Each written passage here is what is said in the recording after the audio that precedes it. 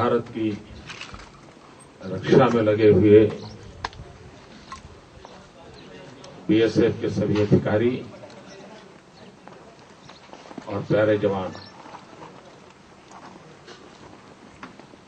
2009 का वर्ष आज प्रारंभ हो रहा है। आप सबको नए वर्ष की शुभकामनाएं हैं। आपका जीवन, आपके परिवार का सुख बहुत बढ़ोतरी हो, आपकी आशा आकांक्षाओं की पूर्ति वाला वर्ष बने। पारिवारिक जीवन में भी आपको संतोष मिले, सुख मिले, ऐसी शुभकामनाएं मैं आपको देता हूं।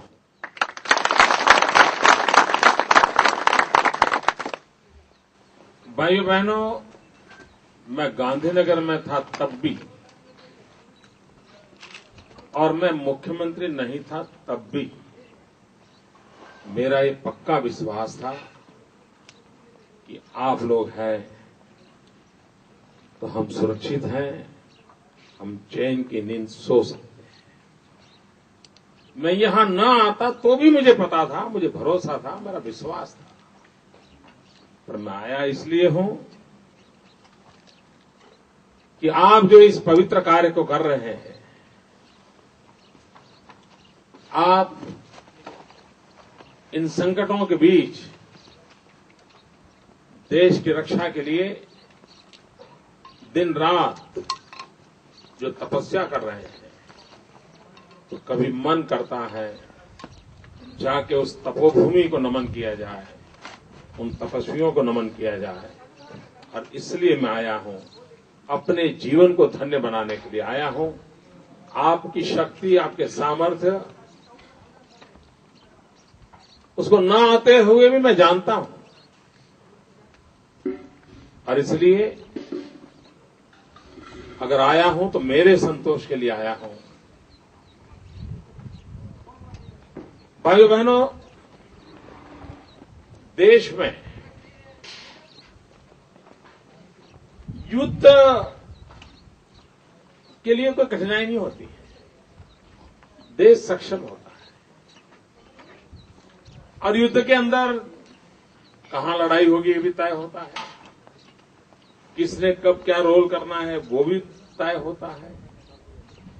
दुश्मन का सामर्थ्य क्या है, हमारा सामर्थ्य क्या है, उसका लेखा जोखा होता है। रणनीति हम बना सकते हैं कि किस मोड़ से जाएंगे, कैसे जाएंगे, पहले कौन जाएगा, दूसरा कौन जाएगा, रात में जाएंगे, दिन में जाएंगे, जनवरी जाएंगे, मार्च में जाएंगे, सब हम तय कर सकते हैं। अगर युद्ध है तो बड़ा आसान होता है, लेकिन देश का दुर्भाग्य है कि युद्ध से भी महंगा हमें आज प्रॉक्सी वॉर लड़ना पड़ रहा है। सीधा युद्ध शायद बहुत सस्ता भी होता है, ये प्रॉक्सी वॉर आतंकवाद के स्वरूप में, नक्सलवाद के स्वरूप में, माओवाद के स्वरूप में, एक्सट्रीमिज्म के नाम पर, इंसर्जेंसी के तौर तरीकों के माध्यम से देश के कोने कोने में ये स्थिति पैदा हुई है। और अगर ये पैदा हुई है तो इस नए रूप के रंग के लड़ाई को लड़ने के लिए अलग ढंग से सोचना होगा।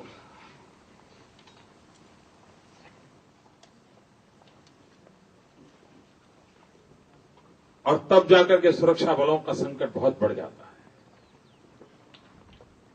मित्रों, देश ने 65 और 71 के युद्ध में जितने जवान नहीं खोए, उससे ज्यादा जवान इन बुजदिलों की गोलियों से हमको खोने पड़े। पीठ के पीछे छुरा भोंकते हैं। बीएसएफ के जवान के बच्चे स्कूल जा रहे हैं तो उसकी बसों को उड़ा देते हैं, बच्चों को मार देते हैं। सेना के कैंप लगे हैं तो कैंप पर जाकर के एक आध फिदायीन हमला हो जाता है, 2-4-6 को ले जाता है। यानी ये जो रूप है,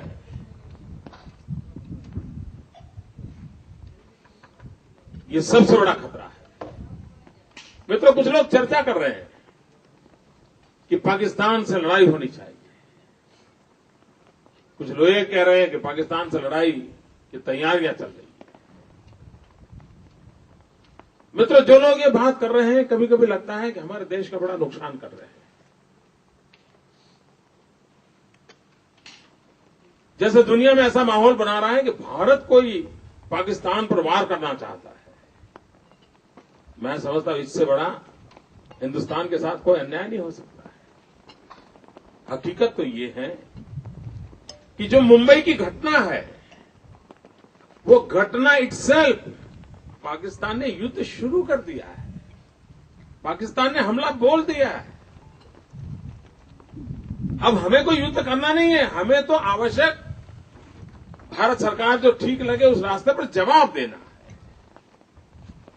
ऐसे युद्ध का हमारे सर पे थोपना, हम युद्ध की मानसिकता रखते हैं, इस प्रकार का माहौल बनाना, ये दुनिया की नजरों में भारत को नीचा दिखाने का प्रयास है। हम शांति के पक्षकार रहे हैं, लेकिन हम बुजदिली का रास्ता पसंद नहीं करते। हम वीरता के मार्ग पर चलने वाले लोग हैं। और ये दुनिया को हमने साफ साफ शब्दों में कहना पड़ेगा कि पाकिस्तान युद्ध लड़ रहा है हमारे खिलाफ। सेना के सामने लड़ने की उसकी ताकत नहीं है। बॉर्डर पर तैनात हमारे बीएसएफ के जवानों के साथ लड़ने की ताकत नहीं है। उनके सामने वो हार मान चुके हैं और इसलिए चोरी मार्ग से निर्दोष नागरिकों को भून देना, ये रास्ता उन्होंने अपनाया है। और इस जनरल जियाउल हक के जमाने से योजना बनी है, लेकिन ये सीधा सीधा उनका युद्ध का ही रूप है। मित्रों, यूएनओ बना था। यूएनओ इसलिए बना था कि दुनिया में युद्ध न हो। सेकंड वर्ल्ड वॉर के बाद बड़ी चिंता हुई थी और वो कभी कभी गौरव करते हैं कि उन्होंने युद्ध को रोक लिया।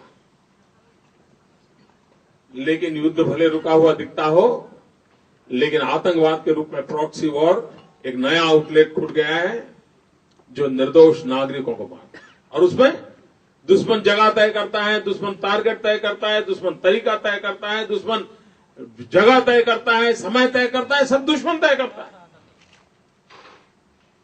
ये लड़ाई किसी भी देश के लिए महंगी पड़ती है। और तब जाकर के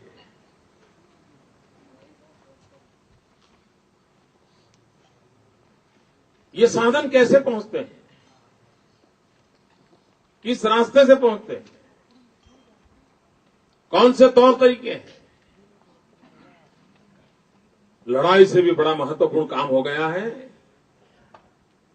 कि इस आवागमन को कैसे चेक किया जाए। एक भी चीज जो दुश्मन को ताकत को बढ़ाती है, छोटा सा कागज का पर्चा भी जो दुश्मन की ताकत को बल देता है, वो इस धरती पर घुसने नहीं दिया जाएगा। इंसान की बात तो छोड़ो, उनकी गोली यहां पहुंचे उसकी तो बात छोड़ो, उनके काम आने वाला कागज का पर्चा तक नहीं घुसना चाहिए। ये स्थिति हमने हमारी सीमाओं पर पैदा करनी पड़ेगी।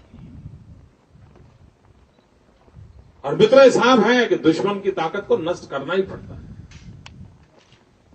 जिस भी रास्ते से हम नष्ट कर सकते हैं करना पड़ता है।